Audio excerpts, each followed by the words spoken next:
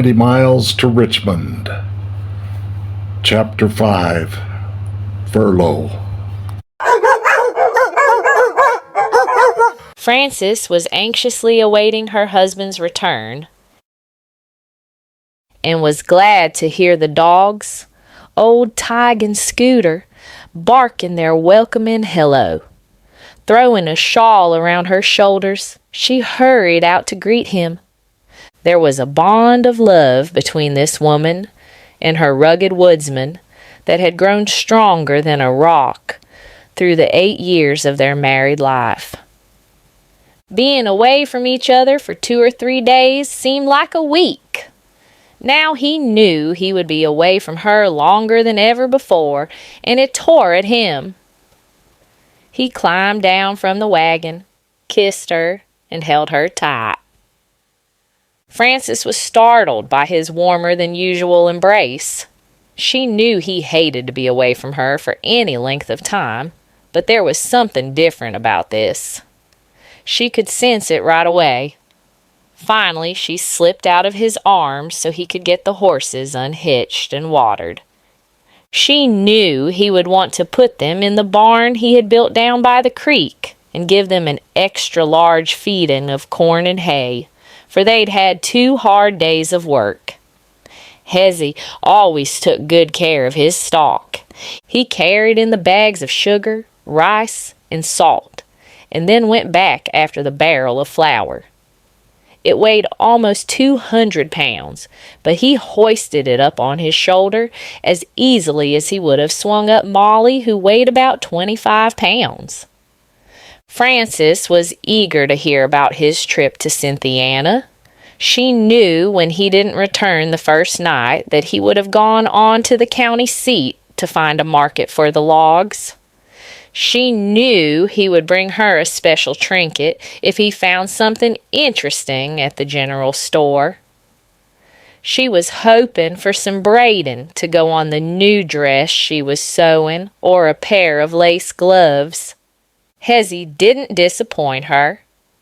He had stopped at the dry goods department of the general store and picked up a lovely pair of gloves for her sweet hands. Hands that were becoming more used to harder work than he had ever wanted to imagine for her. She was delighted to get them. Hezzy had always known just what she wanted and what she would like. He brought home some horehound candy for her and the children too. He kept her waiting until his chores were done, and he had sat down at the kitchen table for some corn fritters with sorghum molasses and coffee. He told her about the poor market there in Cynthiana for the logs, but he avoided saying anything about the union officer who was there at the hotel. And when she asked about Pappy, he pretended not to hear. He needed time to prepare himself to break the news to her. He thought to himself, "Let's keep it for tomorrow. It pleases me to see her so happy. I don't want to spoil it." Soon after his impulsive decision to join the Union Army, Hezzy had begun to have misgivings. Seeing Frances again and being back home made him wonder if he had done the right thing. It was too late now. What was done, and he couldn't undo it. He just hoped she would understand that he was only thinking of the family and the regular wage he would be making for her and the little ones. That night in December 1861, Hezzy cradled Frances in his arms, glad to be back home with her, but the time was fast approaching when he would have to tell her what he had done. He arose before dawn and went outside to check on the stock. He knew he would have to sell some of it off, as it would be too much for Frances to take care of alone. He would think about that later. Now he heard her in the house and smelled the coffee and went inside to tell her his news. "Good morning, darling," he said. "Did you sleep well?" "Better than I did whilst you were away," she replied. You know I never sleep well without you." She gave him a quick hug and kissed the top of his head as she set his breakfast down before him. Then she sat down across from him at the table. "You were restless last night, talking in your sleep. I couldn't make out what you were saying, but you seemed to be disturbed about something. Is something bothering you?" she asked, and her eyes showed her concern for him. How he wished he didn't have to tell her what he had done. He wanted to break it to her as gently as possible, but he knew it was going to be a shock, and he might as well get it over with. He sighed a deep sigh, took a big breath, and said, "Frances, darling, I got something to tell you, and I know you ain't going to want to hear it. I've been worrying about it now ever since I done it, but I can't change it now, even if I wanted to, so please, hear me out." "Hezzy, I've never seen you so disturbed. What on earth have you done?" Just then the children came running into the room. Papa, you're home? When did you get home? We missed you so." They cried. James was hanging on Hezzy's neck, and Molly was trying to get on his lap.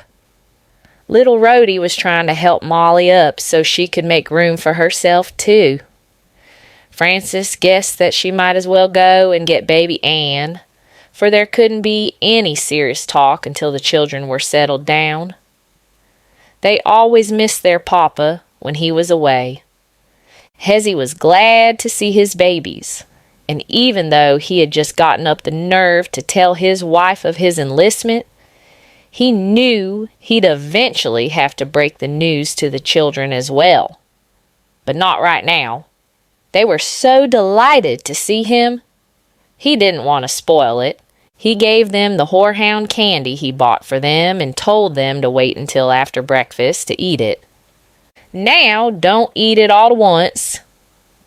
He told them to go and get their clothes on and get something on their feet. It's cold out, you know. Your mama will call you when your breakfast is ready. Frances came back with the baby and settled her in the high chair. Turning to Hezzy, she said, "Eat your breakfast before it gets cold. We can talk when everything has quieted down and breakfast is over." She was dying to know what Hezzy had to tell her, but she knew better than to have a serious conversation when the children were around. From Hezzy's tone of voice, it sounded serious. She wondered if it had something to do with Pappy. Hezzy hadn't answered her when she asked about Pappy last night. But no, she thought. He said it was something he had done that she wouldn't want to hear. He hadn't said anything about Pappy. It must have something to do with Pappy too, though, for he'd gone with Hezzy, and he hadn't come back with him. It wasn't like Hezzy to do something that they didn't discuss together before deciding anything major concerning them both. "Guess I should have told you last night when I first got home, Frances, darling, but I just didn't want to upset you before bed," he said. "I hope you will understand. I was just thinking of you and the young uns." He reached out and took hold of her hands and took another deep breath. "I done went and enlisted in the Union Army," he blurted out. Frances pulled her hands away from him and covered her mouth in horror at the words she had just heard. She just sat there and looked at him, and then she put her hands on the table and stood up, leaning toward him. "You did what?" she said, in a low voice. Then she screamed, "You did what? What on earth were you thinking?" "You couldn't have been thinking of me and the children. How can you use that as an excuse?" How can you go off and join up with the feds and leave your family and then say you did it for us? How could you? She was screaming at him now. He had known that he was going to get a strong reaction from her, but he hadn't expected this. He'd never seen her so furious. He stood up and went over to her. "Frances, darling Francie, please don't," he begged. Hezzy had never seen this side of his wife. She threw herself against him and tried to beat him on his chest all the time, screaming, "No, no, no." Then she turned and grabbed a frying pan. Hezzy saw it coming and grabbed her wrist before she could follow through. She let go of the frying pan, and it slammed onto the floor with a loud bang. She stomped her feet and shook her hands in the air, as if fighting some invisible enemy. Life didn't work like this for her. This couldn't be happening. Hezzy loved her. He wouldn't do this. My God, Hezzy thought. She's having a fit. She'd never felt this kind of anger before. Hezzy loved her. He wouldn't do such a thing to her. He'd never seen a woman in such a rage. She was like a wild animal who'd just been caged. By now, the children were standing in the kitchen doorway. They had heard the commotion and came to see what was going on. When they saw their mother crying, they began crying too. James, being the oldest, tried to comfort Rhodey and Molly, but he was having about as much luck as his pa was having with his ma. Hezzy managed to get a hold of Frances' hands and stop her from any further outbursts. He was afraid to let go of her for fear she might hurt herself.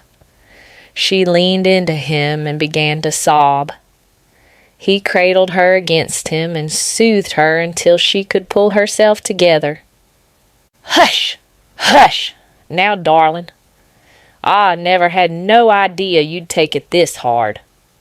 I was only thinking about the regular paycheck coming in to carry us through the winter. This war can't last very long. Why, I'll be back in no time, and I don't have to go back till next month. Darling, we'll have a month together before I have to leave again. Let's make it a good time so we can have good memories to carry us through," he pleaded.